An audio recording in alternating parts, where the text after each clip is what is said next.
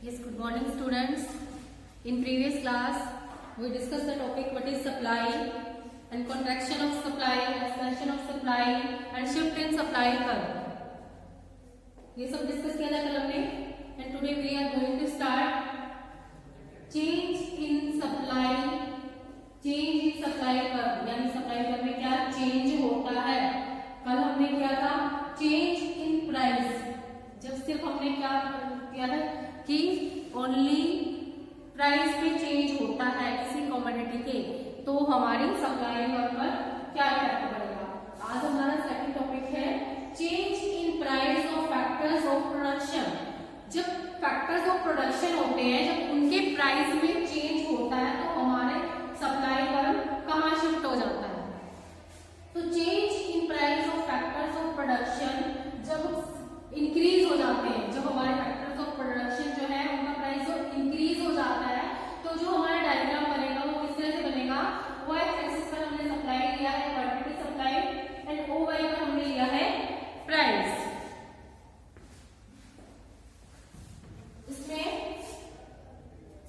OP price पर O Q quantity की supply हो रही है, तो हमारा जो सप्लाई कर है वो क्या हो गया एस. अगर हमारे फैक्टर्स ऑफ प्रोडक्शन जो है हमारे बढ़ गए हैं, प्राइस जो है उनका इंक्रीज हो गया है, तो कॉस्ट ऑफ प्रोडक्शन क्या हो जाएगी, वो आल्सो इंक्रीज. तो देन जो सप्लाई है वो क्या हो जाएगी, कम हो जाएगी. तो जो हमारा जो प्रोड्यूसर है वो पहले ओ क्यू क्वांटिटी की सप्लाई करता था, जब फैक्टर ऑफ प्रोडक्शन का प्राइस इंक्रीज हो गया है तो उसने अपनी क्वांटिटी की सप्लाई क्या करके कम कर दी है. ओ क्यू वन लेवल की वो क्वांटिटी सप्लाई करने लगा, तो जो हमारा जो सप्लाई लेवल है वो लेफ्ट साइड में शिफ्ट हो गया है S1.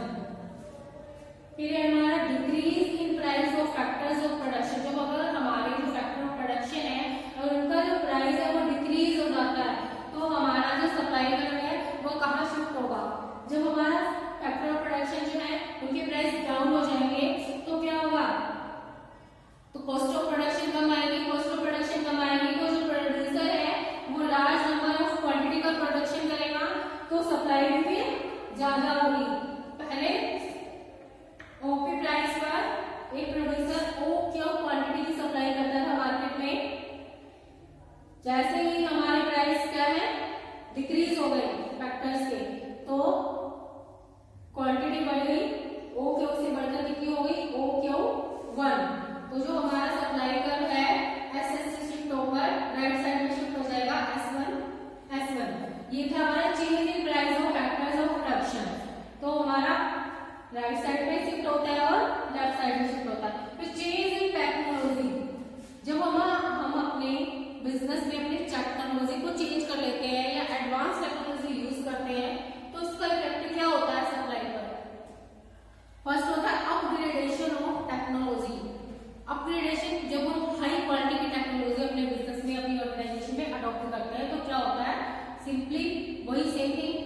जब हम हाई टेक्नोलॉजी यूज करेंगे तो प्रोडक्शन क्या होगी, इंक्रीज होगी. प्रोडक्शन इंक्रीज होगी तो quantity supply is also increase. Then O X axis पर हमने सप्लाई लिया है, ओ वाई पर हमने क्या लिया है, प्राइस लिया है.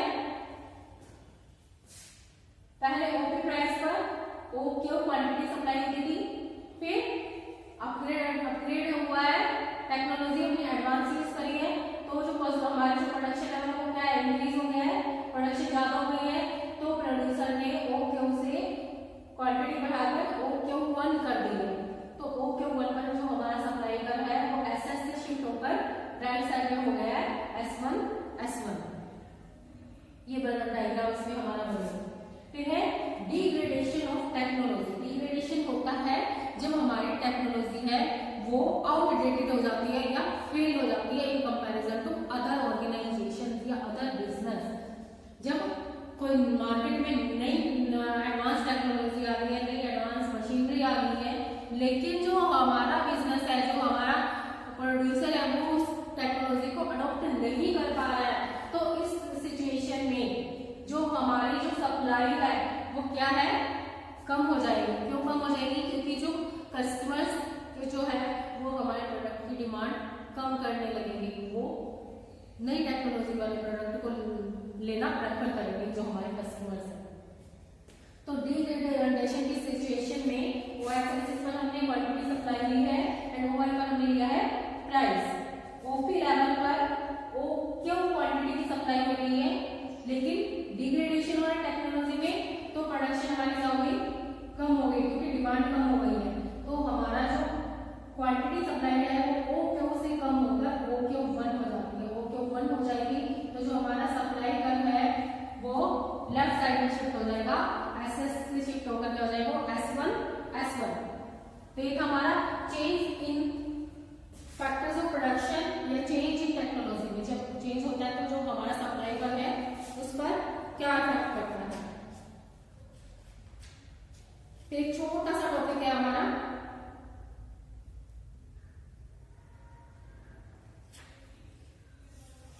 Right word and left word shift in supply curve. जो सप्लाई कर्व है या तो वो राइट साइड में शिफ्ट होता है या लेफ्ट साइड में शिफ्ट होता है। जब लेफ्ट साइड में शिफ्ट होगा तो हमारा ये वाला डायग्राम बनेगा। ये ऐसा किस किस केसेस में पॉसिबल होता है जो हमारा जो सप्लाई कर्व है वो लेफ्ट वर्ड साइड शिफ्ट होता है। वो सिचुएशंस हमारी है जब decrease in price of other goods,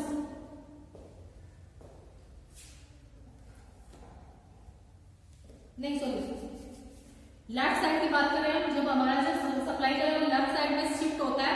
कौन कौन से केसेस में होता है, increase in price of other goods, जब अदर गुड्स का जो प्राइस है वो इंक्रीज होता है उस सिचुएशन में जो हमारा सप्लाई कर्व है वो लेफ्ट साइड शिफ्ट होगा। और increase in price of factors of production, जब फैक्टर्स ऑफ प्रोडक्शन का प्राइस इंक्रीज होता है तब हमारा लेफ्ट साइड में शिफ्ट हो जाएगा supply curve. Complex and outdated technology, जब हम आउटडेटेड टेक्नोलॉजी यूज करेंगे, डिग्रेडेशन की टेक्नोलॉजी यूज करेंगे तब भी जो हमारा सप्लाई कर्व है वो लेफ्ट साइड में शिफ्ट होगा। फिर गोल ऑफ प्रॉफिट मैक्सिमाइजेशन, जब जो बिजनेस का या ऑर्गेनाइजेशन का जो गोल है वो सिर्फ प्रॉफिट को मैक्सिमाइजेशन करना होता है ना कि क्वांटिटी को, तो उस सिचुएशन में भी जो हमारा सप्लाई कर्व है वो लेफ्ट साइड में शिफ्ट होगा। फिर decrease in number of firm, जब नंबर ऑफ फर्म्स क्या होती है डिक्रीज हो जाती है, किसी चीज को बनाने वाली जो फर्म है वो कम हो गई है, तब भी जो हमारा सप्लाई कर्व है वो क्या होगा लेफ्ट साइड में शिफ्ट हो जाएगा। And poor means of transport and communication, जब हमारे पास ट्रांसपोर्ट फैसिलिटीज अच्छी नहीं है, कम्युनिकेशन अच्छा नहीं है, लोगों को हमारे प्रोडक्ट के बारे में नहीं पता है, उनको टाइमली ट्रांसपोर्ट से उनको अवेलेबल नहीं कराते हैं गुड्स एंड प्रोडक्ट, तब भी जो हमारा जो सप्लाई कर्व है वो लेफ्ट साइड में शिफ्ट हो जाएगा। अब है हमारा जो सप्लाई कर्व है वो राइट साइड में यानी आगे की तरफ कब शिफ्ट करता है, इसी तरह से कुछ सिचुएशंस हैं वो हम स्टडी कर रहे हैं। फर्स्ट है decrease in price of other goods, जब अदर गुड्स का प्राइस डिक्रीज होता है तब जो हमारा जो सप्लाई कर्व है वो राइट साइड में शिफ्ट होता है। और increase in price of factor, decrease in price of factors of production, जब फैक्टर्स ऑफ प्रोडक्शन का जो प्राइस है वो डिक्रीज होता है तभी राइट साइड में शिफ्ट होता है। जब हम अपग्रेडेशन यानी new technology advance technology use करते हैं तब हमारा जो सप्लाई कर्व है वो राइट साइड में शिफ्ट होता है। या फिर decrease in goal of sales maximisation, जब जो फर्म का जो गोल होता है वो क्या होता है सेल्स को मैक्सिमाइजेशन करना होता है ना कि प्रॉफिट को, तब भी जो हमारा सप्लाई कर्व है वो राइट साइड में शिफ्ट होता है। फिर improvement means of transport and communication, जब हम बेस्ट क्वालिटी की कम्युनिकेशन यूज करेंगे, ट्रांसपोर्ट यूज करेंगे, हाई लेवल को यूज करेंगे तो जो हमारी जो सप्लाई है क्वांटिटी की वो क्या होगी बढ़ जाएगी, तो जो हमारा सप्लाई कर्व है वो राइट साइड में शिफ्ट हो जाता है। फिर लास्ट मोस्ट इंपॉर्टेंट टॉपिक है हमारा elasticity of supply, kinds of elasticity of supply, इसके कौन कौन से प्रकार होते हैं, कितने टाइप्स की होती है इलास्टिसिटी ऑफ सप्लाई, इसमें हम ये डिस्कस करने जा रहे हैं।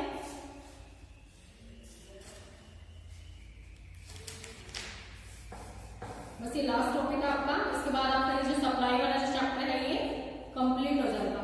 फर्स्ट है आपका perfectly elasticity of supply.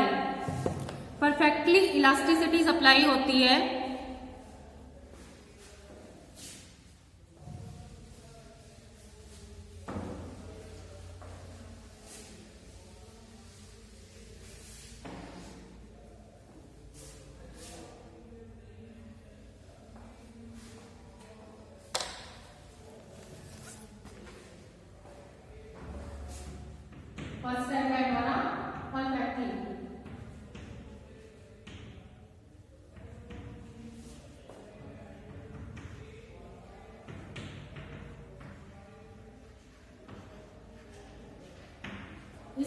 Denote कर सकते हैं, इंफिनिटी का साइन बनाते हैं। इट मीन्स सप्लाई पर जो है वो हॉरिजॉन्टल होता है किसके, OX एक्सिस के, या स्ट्रेट लाइन में जिसको हम बोलते हैं पैरेलल लाइन होती है। इसमें OX एक्सिस पर हमने लिया है क्वांटिटी सप्लाई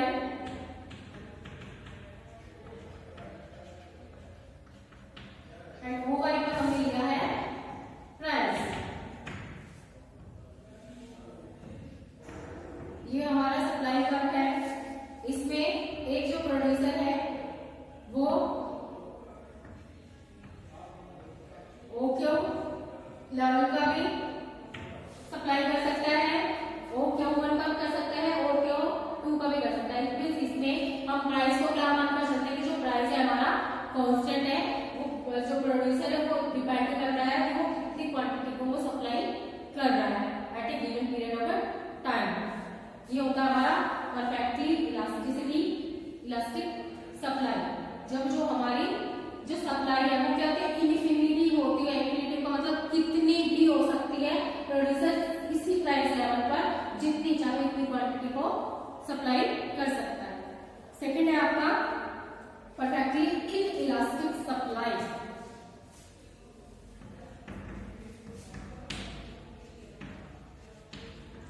ये था हमारा इलास्टिक और ये है इनइलास्टिक।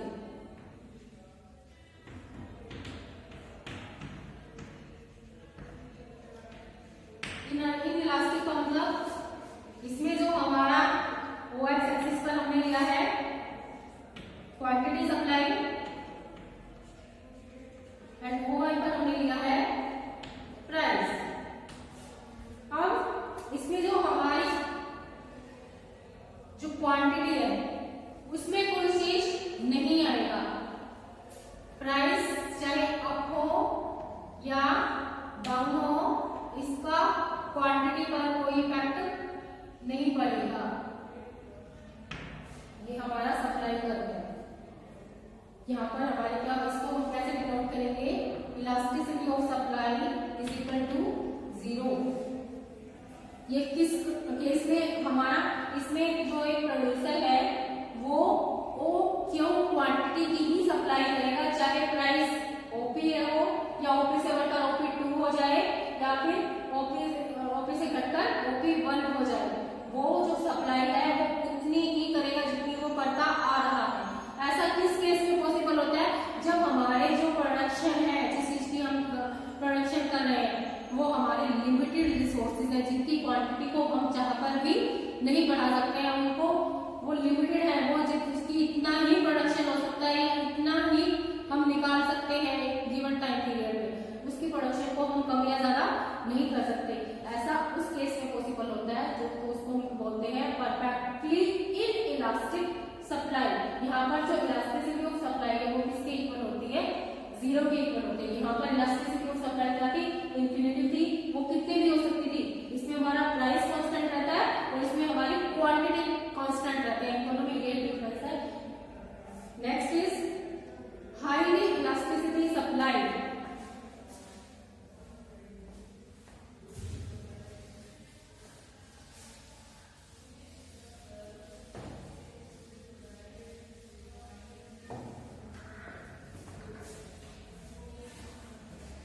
हाईली इलास्टिसिटी सप्लाई में हमारा होता है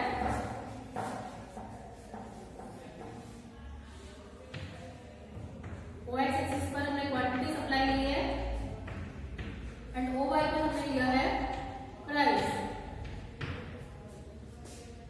देखिए अगर प्राइस हमारा 10 है तो जो क्वांटिटी सप्लाई हो रही है वो कितनी हो रही है, 100 यूनिट्स की हो रही है। अगर प्राइस बढ़कर 15 हो जाता है तो जो क्वांटिटी सप्लाई हो रही है वो कितनी हो रही है, 200 हो रही है। अब इन दोनों में परसेंटेज देखिए, पहले प्राइस 10 था, फिर बढ़कर कितना हो गया, 15 हो गया है। तो इसमें कितना चेंज हुआ है प्राइस में, 50%। 50% का चेंज हुआ है। लेकिन जो क्वांटिटी सप्लाई हो रही है वो कितनी हो रही है, 100% चेंज हो रहा है। प्राइस में अगर 50% चेंज हो रहा है तो क्वांटिटी सप्लाई में हमारा 100% चेंज हो रहा है। तो इट मींस इसमें क्या हो रहा है, हाईली इलास्टिसिटी सप्लाई। इस सिचुएशन को हम क्या बोलते हैं,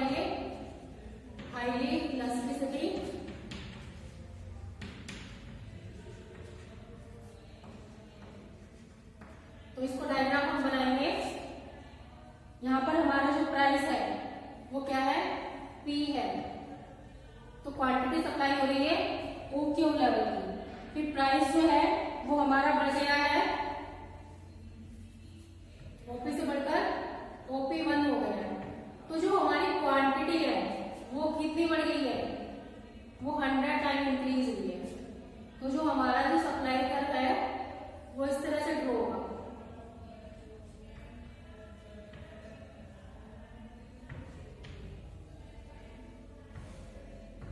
इट मीन्स यहाँ का जो पोर्शन है वो कम इंक्रीज हुआ है इन कंपैरिजन टू क्वांटिटी। ये होता है हमारा हाईली इलास्टिसिटी सप्लाई। नेक्स्ट है हमारा less elastic supply. Less elastic supply में हमारा हो जाएगा, इसके बिल्कुल जस्ट अपोजिट हो जाएगा ये। इसमें जितना प्राइस में जो चेंज होता है, प्राइस में कम चेंज होगा और जो क्वांटिटी सप्लाई है उसमें हमारा ज्यादा चेंज होगा इन कंपैरिजन टू प्राइस।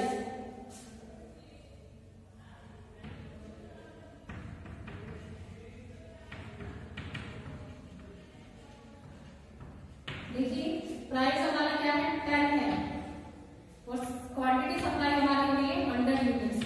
प्राइस हमारा लेस इलास्टिसिटी सप्लाई में हमारा क्या होगा कि प्राइस में कितना चेंज हो रहा है, 50% का हो रहा है। 10 से इंक्रीज होकर कितना हो गया, 15 हो गया है। जबकि जो हमारी क्वांटिटी सप्लाई है उसमें कितना चेंज हो रहा है, 20% का चेंज हो रहा है। अगर प्राइस हमारा 50% इंक्रीज होता है तो क्वांटिटी सप्लाई हमारी कितनी इंक्रीज हो रही है, ओनली 20%। तो इसको हम डायग्राम में इस तरह से ड्रॉ करेंगे। y एक्सिस पर हमने लिया है क्वांटिटी सप्लाई एंड OY पर हमने लिया है प्राइस। अब OP प्राइस है तो हमारी जो क्वांटिटी सप्लाई है वो कितनी है, OQ। अब प्राइस में हमारा कितना चेंज हो रहा है, प्राइस बढ़कर OP1 हो गए हैं। तो जो हमारी क्वांटिटी सप्लाई है वो क्या है, वो कम इंक्रीज हो रही है 21% से। तो ये हमारी कौन सी कंडीशन कहलाएगी, लेस इलास्टिसिटी ऑफ सप्लाई। तो इसको हम किस तरह से डिनोट करेंगे,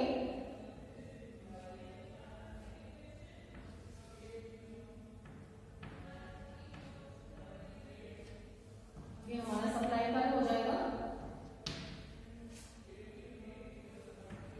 इलास्टिसिटी इज लेस देन 1। यहाँ पर जो हमारी इलास्टिसिटी ऑफ सप्लाई है वो क्या है, लेस देन 1 है। फिर यूनिटरी इलास्टिसिटी सप्लाई, लास्ट में हमारा नंबर 5।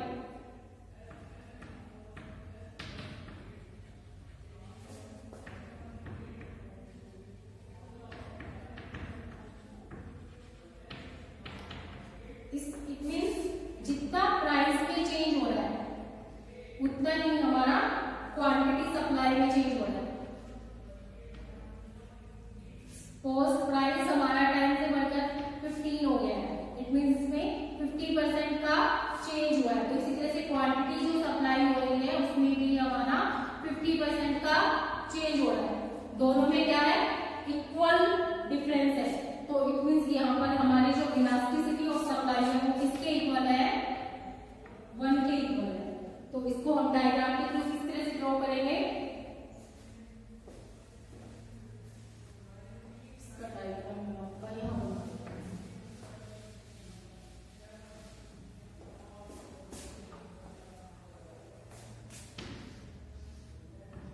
OX एक्सिस पर हमने लिया है क्वांटिटी सप्लाई एंड OY पर हमने लिया है प्राइस। इससे टोटल जो प्रोपोर्शन है वो क्या बनेगा, इक्वल बनेगा। OP लेवल पर OQ प्राइस बढ़कर कितना हो गया है, तो यहाँ पर इतना ही चेंज होगा, इक्वल प्रोपोर्शन चेंज हो रहा है यहाँ पर। तो ये हमारा सप्लाई पर बन जाएगा ऐसे। तो इसको बोलते हैं elasticity of supply equal to 1। ये होता है हमारा यूनिटरी इलास्टिसिटी ऑफ सप्लाई। ये आपका जो टॉपिक है यहाँ पर खत्म हो गया है चैप्टर।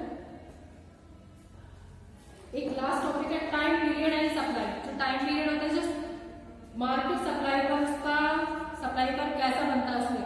अब वेरी शॉर्ट पीरियड, बहुत छोटा टाइम पीरियड होता है, तो उसमें क्या करते हैं हम कुछ भी अपनी क्वांटिटी सप्लाई में कुछ भी चेंज नहीं कर सकते हैं।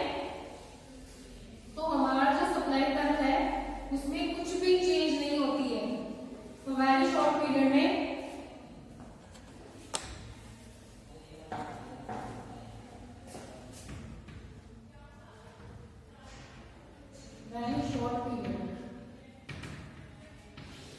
तो हमारा जो सप्लाई कर्व बनता है वो ये बनेगा, ठीक है। और शॉर्ट पीरियड में